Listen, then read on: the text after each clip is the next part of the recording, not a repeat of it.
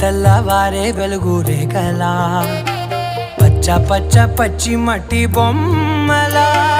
అల్లి బిల్లి వెన్న పాల నురగలా అచ్చ తెలుగు ఇంటి పూల కొమ్మలా దేవదేవుడే పంపగా ఇలా దేవతే మా ఇంట అడుగే పెట్టెనంట బ్రహ్మ కళ్ళలో కాంతులే మా అమ్మలా మా కోసం మళ్ళీ లాలి పాడేనంట.